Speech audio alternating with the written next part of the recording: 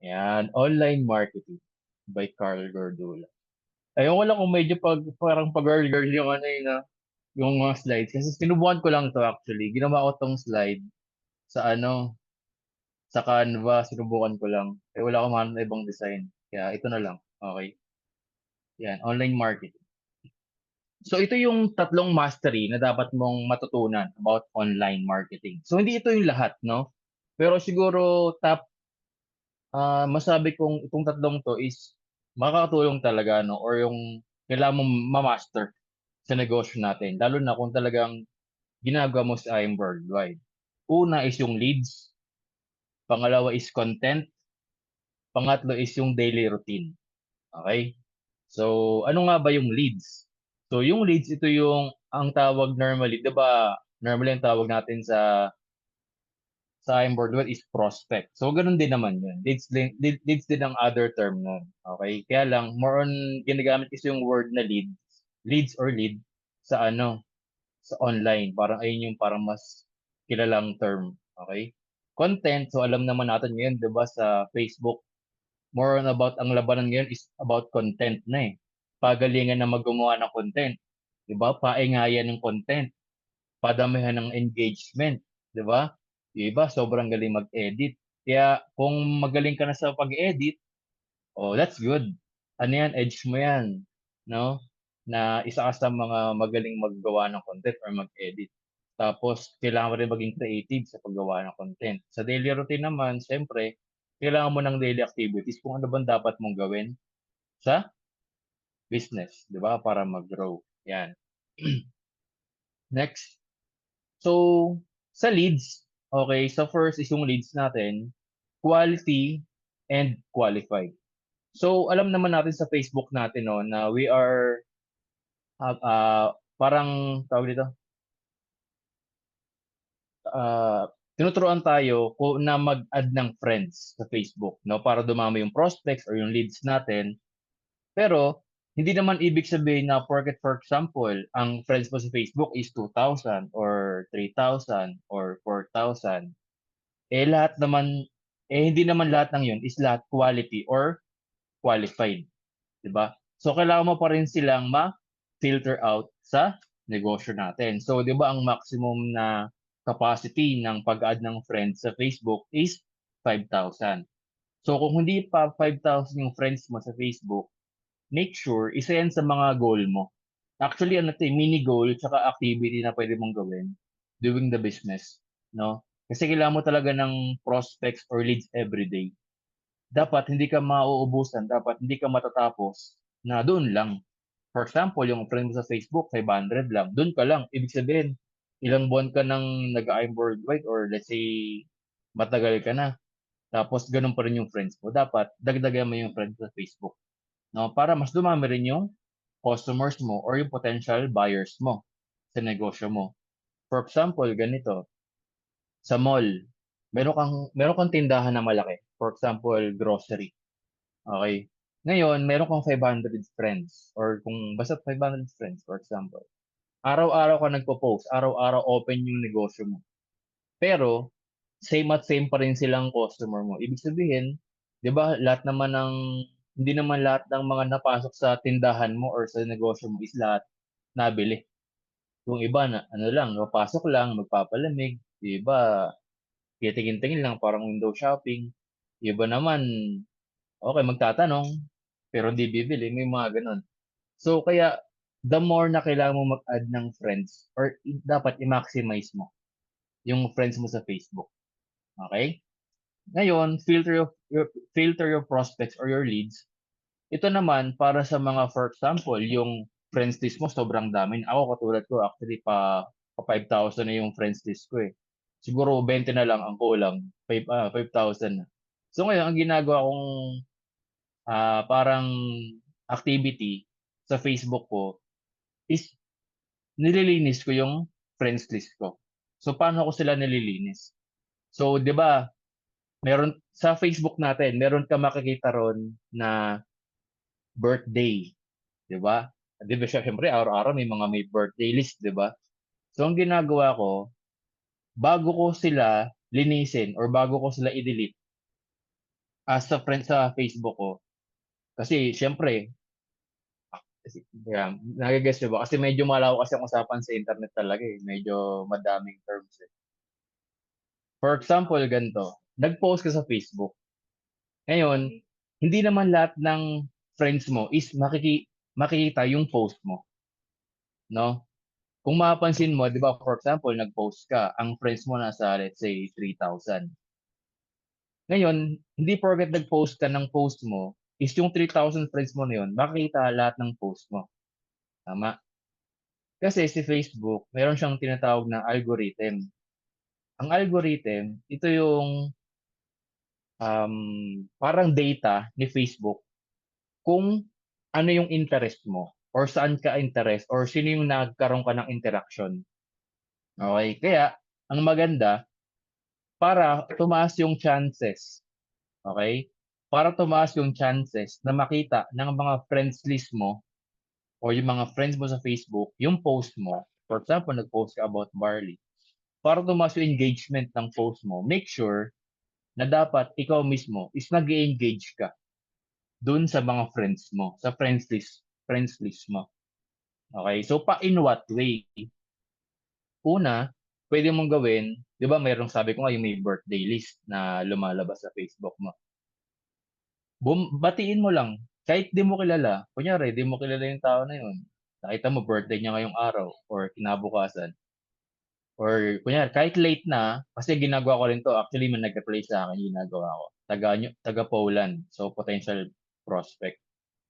So, nagtanong sa akin, ano ba yung negosyo ko? Eh, binati ko lang naman siya ng belated happy birthday. O, nagkaroon ng interest, di ba? So, ganun siya. So, isa rin yung way sa pag-follow up. No? Isang way din yun. So, batiin mo, happy birthday, ganyan-ganyan. Ikaw na bahala sa message, pagandahin mo or what. Ako, actually, ginawa ko lang, meron ng ready-made na ano rin, yung message. Ano eh? Happy birthday, ganun-ganun. Kasi pangalan niya pa. O, ginawa ko lang edit na belated kasi yung ibang binabati ko, tapos na yung birthday. So, para magkaroon ng interaction. Ayun, so, isang way din yun para magkaroon kayo ng communication. Mabuild yung algorithm yung dalawa. The next time na mag-post ka ulit, makikita niyo yung post mo. Tama. Ngayon, pwede mo rin gawin engagement.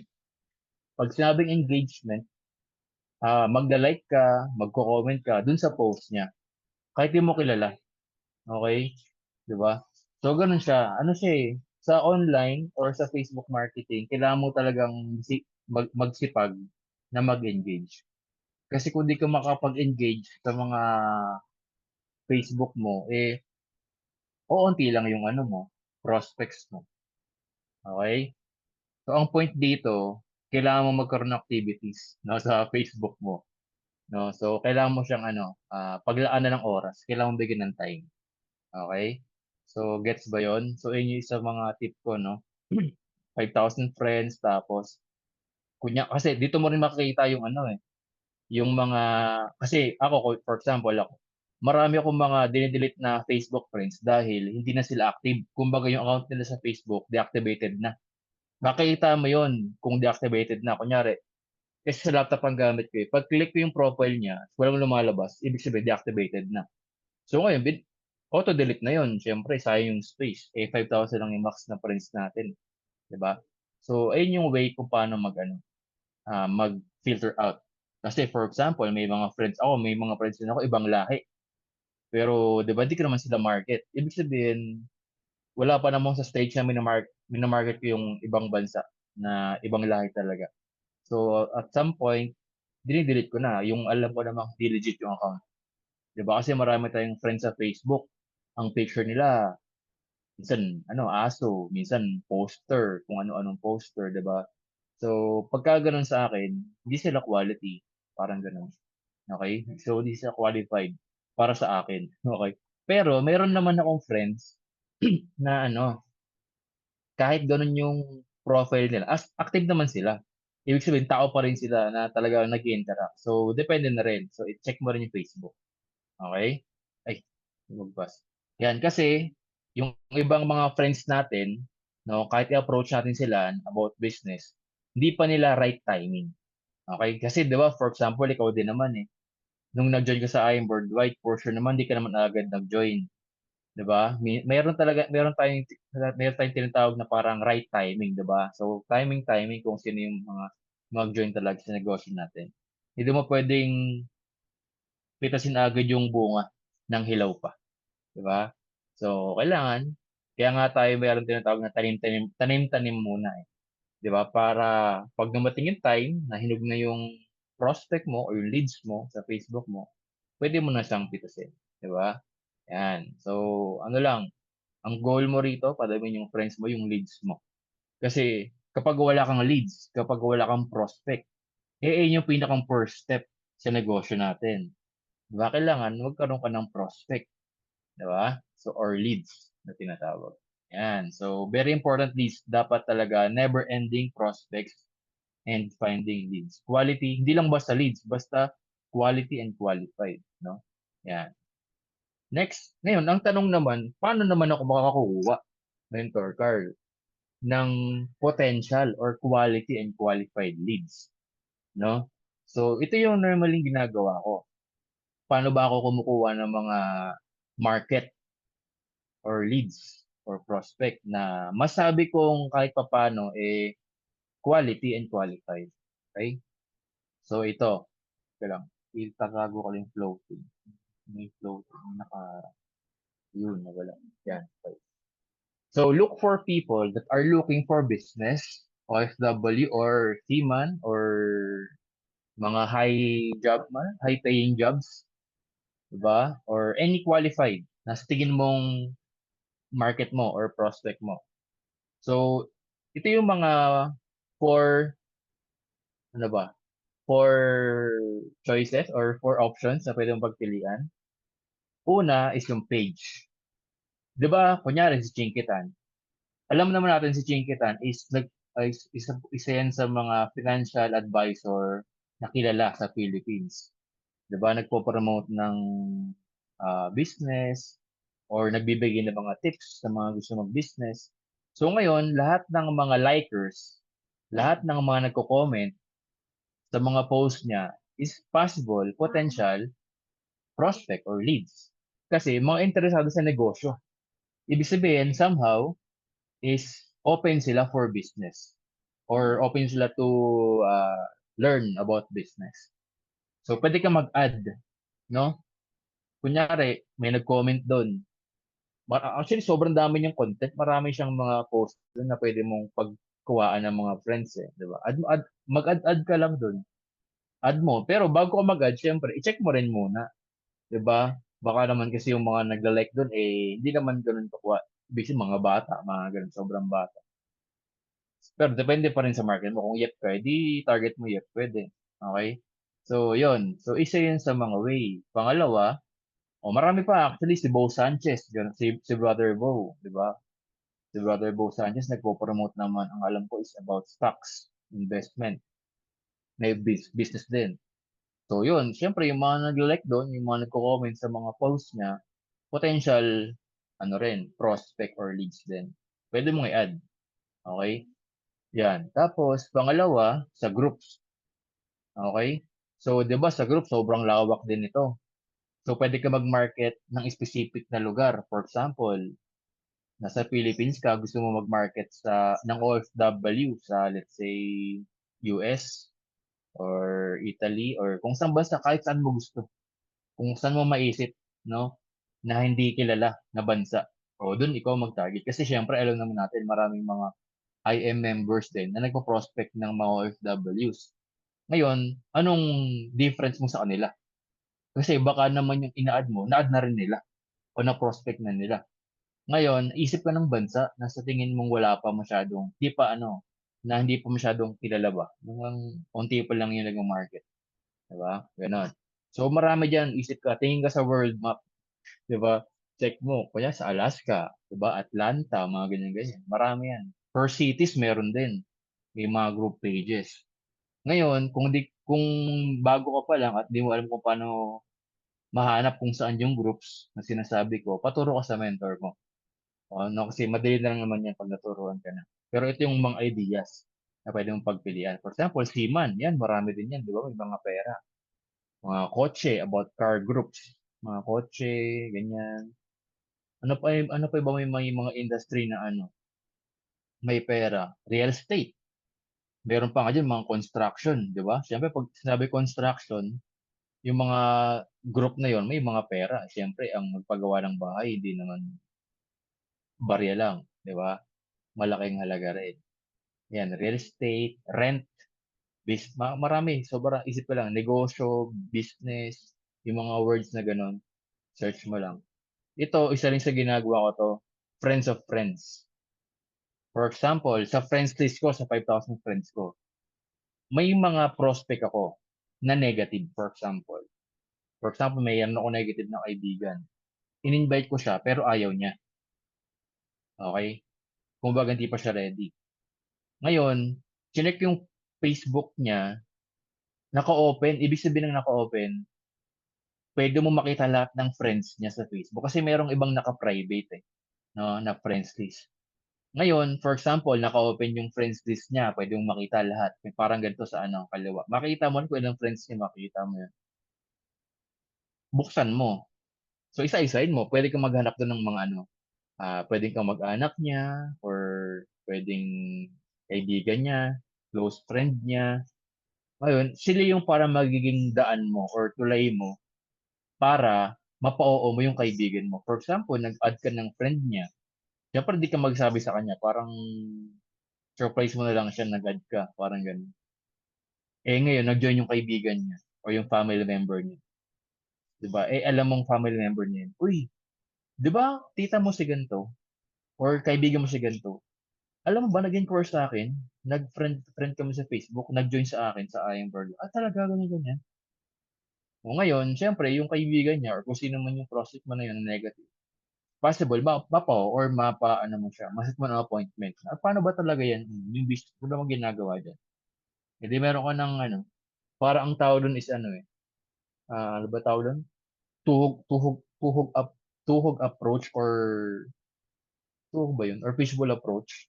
Ibig sabihin, yun dahil nga negative yung isa mong kaibigan, for example, ang tinarget mo is yung, pinsan or relatives niya or kaibigan. Hanggang sa makuha mo yun, yung tao na yun, 'di ba? So, ganun. Ito, isa rin sa ginagawa ko rin 'to sa ads. Kaya ko siya ginamit yung GCash kasi wala akong mahanap na ibang business. Actually, marami dumadaan sa'kin na business lately, pero biglang nawala yung algorithm ko sa kanila. For example, ang mga nakikita ko yung mga Minute Burger or basta yung mga franchise. Oh, actually sobrang dami nagko-comment dun. Kunyari may nakita ka yung mga nagfa-franchise na business, iba nga gasoline station, yung mga di kilala, alam mo Fuel One ba yun? Basta may mga gano'n, kulay green, nakalimutan ko yung kay Luis Manzano. Basta gano'n, may nagfa-franchise, ibang business, basta about business. Makikita mo yung mga nagko-comment, mga nagla-like, ang dami, how, magkano franchise. Ngayon, possible prospect mo rin yun, bakit? May pera. 'Di ba hindi naman siyempre alam nila sa sarili nila na kapag nag-inquire sila sa gano'ng klaseng business, which is franchise, malaking pera ang lalabas mo talaga. Oh, 'di ba? So, ready sila for business. So, malaking chances na sila, 'di ba, na quality and qualified na prospect or ng leads, 'di ba? So, gano'n ang ginagawa ko. Example lang yung GCash, 'no? Kasi siyempre yung actually puwede rin, for example ito, 'di ba, GCash, ito sabi rito, it's a Japanese o Japanese? Japanese trip o Japanese. Ibig sabihin mga Japan remittances. Possible yung mga nag-like diyan, mga kamag-anak or mga OFW sa ibang bansa na lagi nagpapadala sa Pilipinas. Oh, puwede. Oh, 'di ba, puwede rin. So, i-check mo rin siyempre isa-isa. Oh, 'di ba yung mga nag-share makita mo kung sino-sino sila. Yung mga nagko-comment nakita mo kung sino-sino sila, add mo. Pero ingat-ingat din. Bakit? Kasi sa pag-add ng friends merong limit. Na-try ko ito lately lang nagkaroon ng friend. Medyo may warning. Hindi naman agad na kasi may possible ka talagang ma-verify ni Facebook as spam. Na kaya huwag kang mag-add ng friend ng sunod-sunod. At least siguro minimum 5. 5 sa umaga, Wag na basta 5 gano'n, 5 sa umaga tapos mamayang hapon mga isa, dalawa, tatlo, ganyan. Tapos bago ka matulog, basta matagal yung interval. Kasi 'pag sunod-sunod ka nag-add ng friend kunyari 20, 30, 40, possible ka ma-spam tsaka ma-block yung Facebook mo, okey? Gano'n. Puwede mo ring gawin ang ginagawa ng iba sa mga groups, 'di ba? Nagbi-build muna sila ng ano nila, ng parang presence nila, nagbi-build sila ng trust. For example, ako sa Facebook page, sa group. Marami kasing ano, merong mga nagjo-join sa ano, Facebook group na hindi pa na wala pa sila ro'n. Ibig sabihin iba nangangarap pumunta ng ibang bansa, ng Italy kunyari ganyan, or ng Canada. Nandun sa group na yon. Ngayon ang ginagawa ako minsan ginagawa ko rin yun, nagpo-post ako ng something pampalakas ng loob. Kasi may mga nakikita akong Facebook post sa ibang page galing din or sa ibang tao din. Kina-copy ko lang din, 'di ba? May nakalagay ro'n, ano yun, claim mo na, bukas makakarating ka rin sa bansa na gusto mo or sa gan'tong bansa. Ang daming likes, ang daming views, grabe sabi ko, ang lupit naman ng post ko, gan'to gan'to lang kasimple na post, 'di ba? Ang daming shares, ang daming likes, libo. Sabi ko 3,000 shares, 10,000 likes, ta's gano'n yung message. Ano, kunyari meron po nakita, ano ba 'to, ah bukas yayaman ka na, bukas magkakapera ka, bukas may darating na blessing. Ang dami rin, ang daming engagement, ang daming, comment, daming likes, daming shares, 'di ba? Iba pa nga sabi, ano type ano yun, click share, parang blessing gano'n, gano'n. Ang dami rin, magiging creative ka lang talaga, magbi-build ka ng ano, ng, engagement sa tao, ibig sabihin magpapalakas ka, lalo sa mga group pages, mga kabayan OFW. Madami diyan, kokopya ka lang naman ng post, Kunyari mga Bible verse, so claim mo na, next time ikaw naman yung nasa barko, claim mo na gan'to naman ikaw naman yung nasa ibang bansa, claim mo na approve ka na sa visa mo, yung gano'ng post ang dami ring shares, 'di ba? So puwede mong gawin yun, magpaano ka sa group, kasi kunyari ako sumali ako sa isang group, let's say Canada. Ngayon ang ginawa ko sa Canada, parang nag-promote agad ako ng business, nag-post agad ako ng barley, nag-post agad ako ng I am worldwide. Siyempre mostly, hindi naman lahat, pero mostly ng mga tao kasi is kapagka ganyan, takot sila sa mga scam, 'no? Kaya nga tayo nagbi-build ng credibility sa Facebook natin, 'di ba? So same thing sa page or sa group na kailangan ikaw muna is magpalakas ka muna, huwag ka agad-agad bibira na mag-post ka agad ng barley or ng business or extra income, 'di ba? So puwede kang mag-post ng mga pampalakas ng loob, yung mga gano'n, mga quotes, yung mga something prayers, gano'n ganyan, example, 'di ba? So, puwede mong gawin din 'yun, okey? Tapos 'yun, sa mga friends of friends, yung nga sabi ko activities, yung 'pag, kunyari nag-post yung friend mo ng about achievement niya, congrats mo. Wala namang mawawala, kung magko-congrats ka, i-like mo man lang yung post niya, 'di ba? Kunyari sa'tin gano'n din sa negosyo natin. Minsan kunyari ako, aminado naman ako, kumokopya ako ng mga post ng iba, pero hindi lahat. Binabago ko rin yung iba. Pero I make sure na bago ko kopyahan or 'pag kumopya ako sa kanya, nag-iiwan ako ng comment tsaka ng like or heart, 'no? Kumbaga pa-thank you ko sa kanya yun na, ay hindi mo na kailangang magpaalam, ayun na yung thank you mo sa kanya. Comment ka kunyari, meron ka nakitang post na maganda, barley for example, kinopya mo, o mag-comment ka, "Wow, healthy drink. Wow, nice." Kunyari ano ba maganda, "Wow, healthy juice. Wow, barley." Ta's mag-ano, heart ka. Oh, tapos, 'di ba hindi naman malaking kawalan 'yun, 'no, na mag mag-heart ka man lang, pa-thank you, 'di ba? So gano'n, okey? Ayun siya, so ginagawa ko rin 'yun. Kasi ano rin 'yun, kahit sa mga post ng iba, engagement, sobrang importante 'yun, mentors, sinasabi ko sa inyo. Sobrang importante 'yun sa Facebook algorithm. Okey, so clear ba tayo rito? Dito pa lang ang dami na 'no, kasi pag-usapang online talaga sobrang lawak talaga niya. Yan. Next. Yan. So, meron tayong tinatawag na PI method or PI strategy sa negosyo natin. Kasi very important sa Facebook mo mismo. Okay? Ano ba ipopost ko? Diba? For example, laking worldwide ka na, member ka na. Hindi ko alam kung ano yung dapat ko bang i-post daily sa Facebook ko. So, ito yung ginawa na PI method. Okay, PIE. So, una is yung products. So, dito, ang goal mo kasi rito is wag maging mukhang tindahan yung Facebook mo.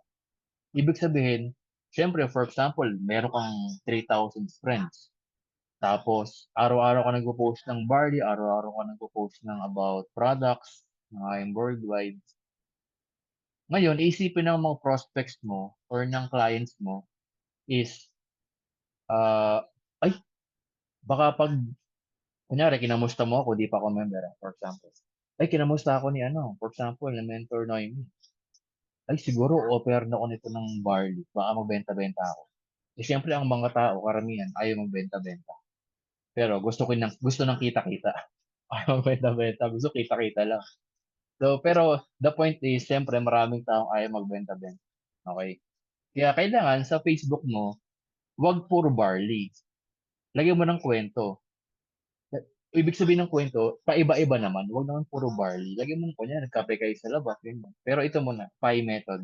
Okay, product. So, syempre, una, kailangan mong i-post is yung products. Okay, for example, na ano mo na, ibig sabihin, matagal ka na sa business. Meron ka na exposure. So, products, ang post mo. Ngayon, sa product, it's either, kunyari, si Mentor Marilo, ito, siya sa kalawa. Taga Singapore si Mentor Marilo, ginawa ko example. Para siyang model. Kasi ikaw yung model ng negosyo natin. Ikaw yung parang, since kilala ka ng Facebook friends mo, maganda rin na makikita nila na user ka rin ng barley. Hindi ka lang puro benta. Kailangan ikaw mismo nakikita nila na umiinom ka ng barley. So, pwede ka gumawa ng video kung mahilig ka gumawa ng video, mag-live ka, na nagtitimpla ka ng barley, or kahit ganyan, kung mayayain ka sa video o picture, habang nainom ka, pwede na yan, post mo. O, di ba? Ngayon, next, pwede ring testimony. Di ba? Sobrang dami kumakalat ngayon na video testimony. Sabi nga sa online world, video is king, content is king. So, totoo naman yan. Pagalingan talaga ng content ngayon, di ba? Isa nga sa mga na ano ko, yung ko sa TikTok, si Paring Hive.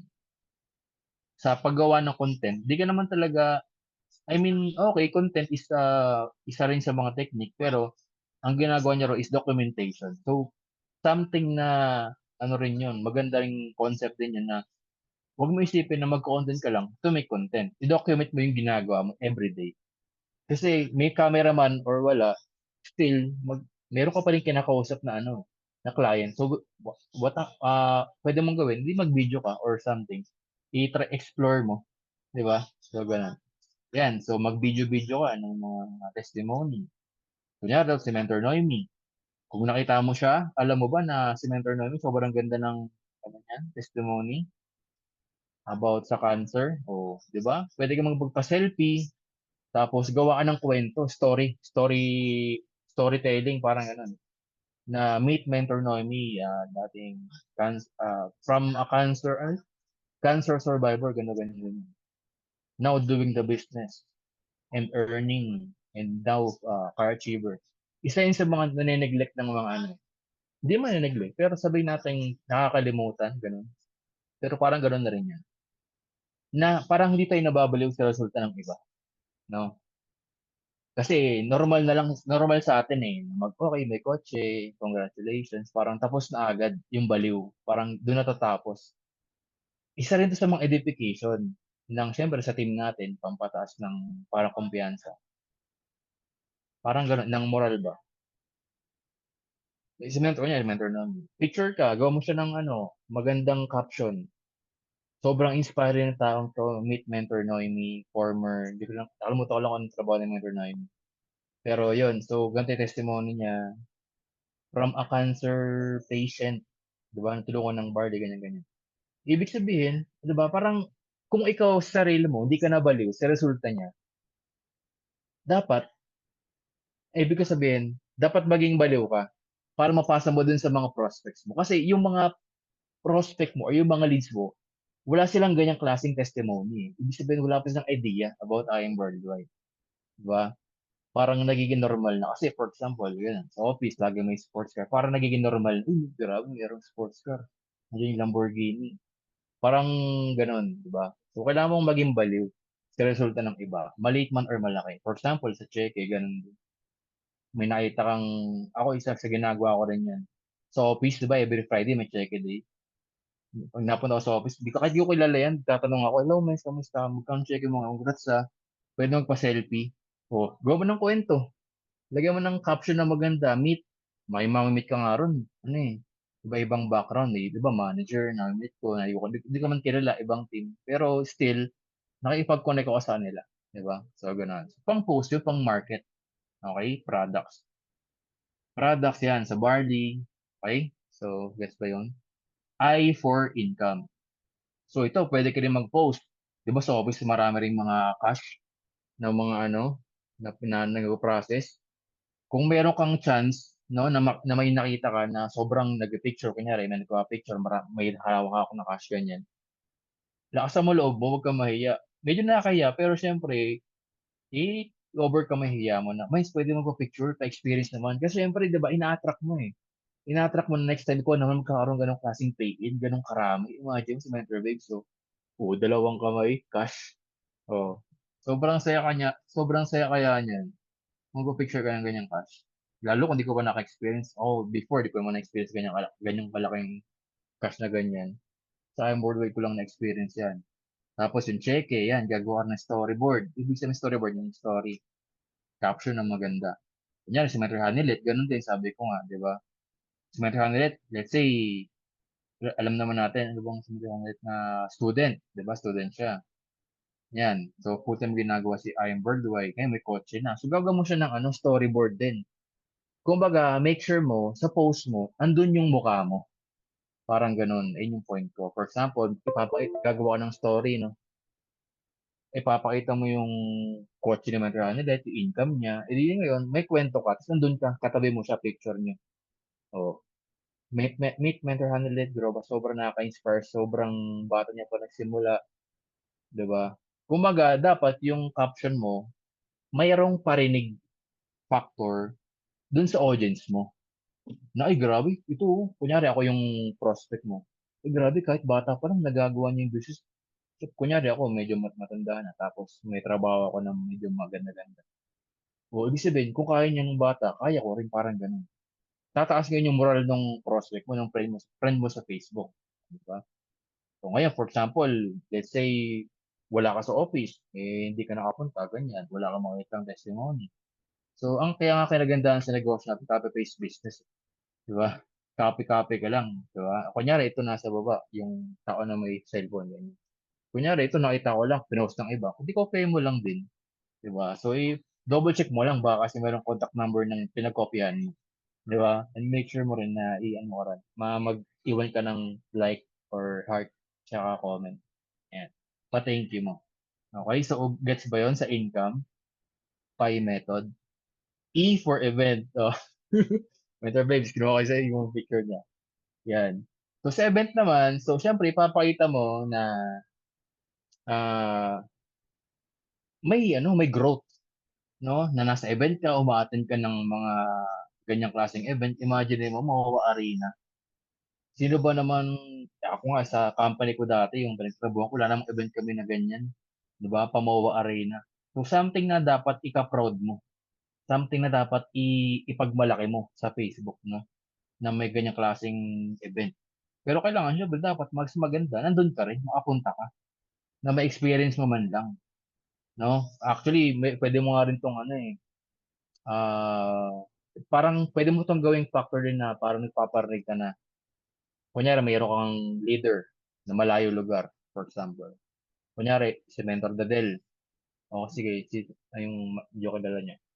Si Mentor, ano lang, Mentor Juliet, for example, na taga Baguio. O, Mentor Juliet, picture ka, no? Pa-picture ka. Selfie kayo. Grabe si Ma'am Juliet, sobrang sipag na po ganyan. All the way from Baguio, pumunta pa talaga ng Manila. ng MOA para umattend ng event, ganyan, ganyan. Eh ngayon, nakita ng mga friends mo, in-invite mo, taga ano lang, taga Pasay, 'di ba? Ay layo naman, Makati lang, ang layo naman. Oh, ito nga taga Baguio pumunta, ikaw pa Pasay, Makati, QC, San Juan, 'di ba? Parang gano'n, 'di ba?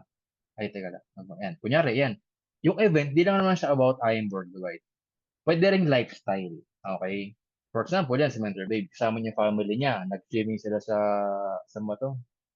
Sa Nueva Ecija 'to, eh, kalimutan ko. Bali. Basta galing ka mo diyan, nakalimutan ko lang.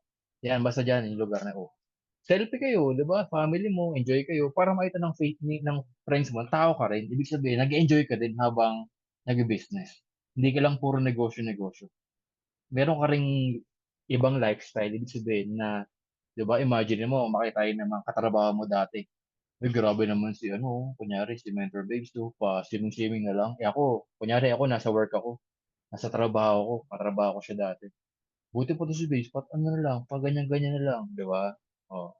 Tapos yan, for example, pa-meeting, 'di ba, sa mentors, oh, picture kayo. Tapos, isa yun sa mga nagiging ano ko eh, yung parang nagiging,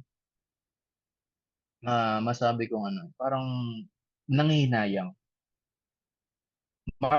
Maraming times na, kunyari, may ka-meet up ako or something na pumunta ako ng ganitong event. Tapos, kasi medyo mahiyain talaga ako mag-picture. Parang nahiya ako, parang ayoko mag-picture, ganun, ganun. Tapos, kunyari, tapos sa event, nakauwi na ako sa bahay. Pag-uwi ko sa bahay, dapat pala pa-picture ako. Mga ganon, medyo napo-procrastinate ako sa ganon. Procrastination. Puro mamaya na lang, pag di na ako nahiya, parang ganon. Basta maraming moment na ganon. So, ang factor pala is dapat, mag-picture ka na mag-picture. No? I-maximize mo na, nandun ka. Hmm, ganon. Yan. So, okay. So, event. So, pwede lifestyle, no? Hindi naman about I'm worldwide lang. Pwede kahit saan. Okay. Yan. Content. So, ito naman, so anong pwede mong gawing content? Yan. So, for example, may nagpadala sa'yo ng remittances like sa Palawan or GCash man yan, or basta nagpadala sa'yo remittance. I-ano mo, screenshot mo, gawan mo ng, ano, ng post na maganda. So, thank you Lord for another, additional order. Ganyan, ganyan. Oh. So, pwedeng ganon, di ba? Inquiries, yung mga nag-inquire sa page mo, pwede mong i-post. Thank you Lord, sobrang dami ng inquiries ko sa page, yun, ganyan, ganyan. Di ba? Income sa dashboard, yan, sobrang common, di ba? Ginagawa ng karamihan. Yung may picture sila, tapos in-edit out yung kung magkano income nila for this week. So, pwede mo rin gawin yun.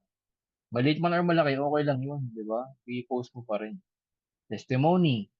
Yan, so, pwedeng testimony ng about product, pwedeng testimony ng success niya sa IM Worldwide, nagkaroon ng achievements. Pwedeng ganon. No? So, isa yun sa talagang parang tingin ko parang hindi naman nawawala, pero konti lang gumagawa. No? Nagpa-picture ka tapos kakwento at i-post mo yung story nila. Yan. So, maganda rin yun. Yan. Product deliveries mo, reorders, yan, sa office or nagpadala ka sa JNT. Ito mga activities to na gagawin mo dapat ha. Itong sinasabi ko sa inyo rin, ito yung mga content na pwede mong gawin. No? Picture with mentors. Yan, for example, nag-meet kayo ng mentor or kung sino man. Picture selfie kayo, 'di ba? Huwag mo i-delete sa cellphone mo kasi for example, nag-birthday yung mentor, birthday pala nito. O batiin mo. May pang-post ka na. O 'di ba? Pwedeng gano'n. O 'di ba? Tapos itong parang nag-post, parang gano'n din naman yung sinasabi ko kanina. Yung about sa kunyari, merong sa office merong achiever. Let's say bagong car achiever. Let's say Grab driver or let's say si Mentor Jigs, 'di ba? Angkas biker, angkas driver. O selfie kayo do. Congratulations, meet Mentor Jigs, dating Grab angkas biker. Ngayon hindi na siya nagmomotor ganito. Ngayon may sarili ng kotse, something. O, 'di ba? So, ibig sabihin, possible meron kang friend sa Facebook mo na angkas biker din or nag-Grab siya or kung ano man makarelate na trabaho. 'Di ba? Kung na kaya nga ng angkas biker, siyempre kaya ko rin parang gano'n. Okay? So, 'yan. 'Yan, so almost done na po tayo. So, the power of story. So, siyempre 'di ba sa TikTok, uso ngayon yung content creation, 'di ba? kung makita niyo yung ibang mga post ng ano, or yung mga vlogger na lang, nagkukuwento-kuwento lang din naman sila eh. Yung content nila, buhay lang din nila araw-araw. May camera lang sila. Ayun lang yung pinagkaiba. Kasi kapag ka ano ka, parang ano ka, parang storytell ka, let's say nag-video ka or nag-post ka, mabilis sila makaka-relate dun sa post mo na yun. 'Di ba? Nag-post ka about OFW, meet Mentor Marilog, ganito ganyan. Former OFW doing part-time business, ganyan ganyan. Tapos kumita ng ganito kalaking halaga. Oh, ibig sabihin pag meron kang friend na OFW sa Facebook mo, makaka-relate siya. Ay, itong OFW, grabe, ang galing naman. Nag-work Singapore tapos merong 80,000 na commission. Eh, meron pa siyang sahod. Ibig sabihin, ma-engganyo ngayon yung OFW na friend mo. 'Di ba? So, ganyan ka-powerful yung ano, story. No? Kailangan makarelate yung friends mo sa Facebook. So, pangalawa, makakatulong sa decision making. So, ganun nga. So, makita ng friend mo sa Facebook na, ay, ito, estudyante lang, oh. 16, kunyari, 17 years old, may coach na, si mentor dyan, kunyari, ganun. Di ba?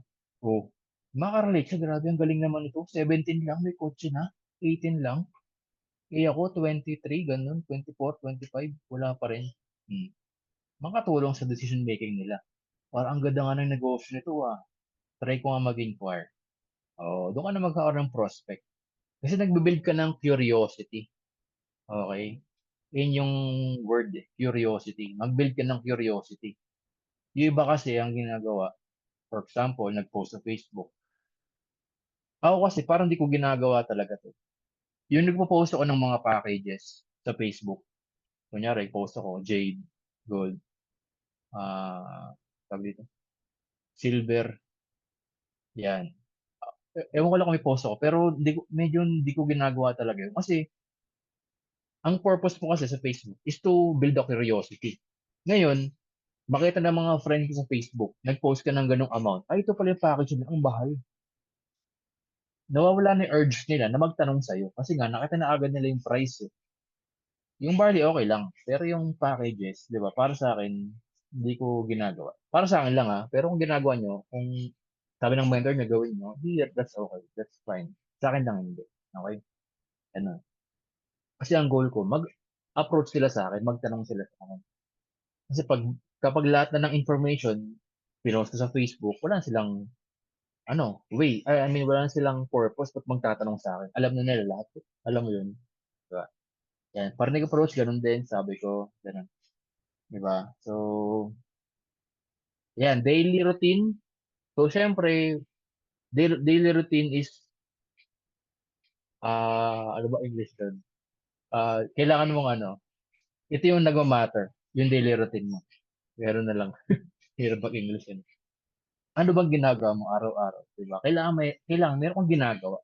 Hindi kasi pwedeng mangyari na may gusto kang makuha na achievement, na rank up, na income, na wala tayong routine araw-araw. So, kailangan meron kang gawin. So, ito yung IM5 na tinatawag natin. Now, yung prospecting, 'di ba? Pinakay ko kanina about leads. Yan. So, mag-prospect ka. Dapat most of the time, nasa prospecting ang ang time mo. Nagbe-build ka ng prospect. Nag-gather ka ng friends, bagong friends. Okay? Kung kung let's say 3,000 ang friends mo, tapos wala ka namang nakukuha na sobrang tagal 3,000 na. Dagdag ka ng bago. 'Di ba? Dagdag ka ng bago. Siyempre, pag nagkaroon ka na ng mga prospects na bago, doon ka magkakaroon ng time or may invite ka na. Then mag-presentan mo, closing, follow-up. Then repeat. Paulit-ulit lang. So, daily routine mo. So, kailangan meron ka ng daily activities. Bukod dyan. Di ba? Yung mga na-discuss ko kanina. Okay? So, ayun. So, tapos na po tayo. So, thank you po sa mga nakapakinig. Meron kayo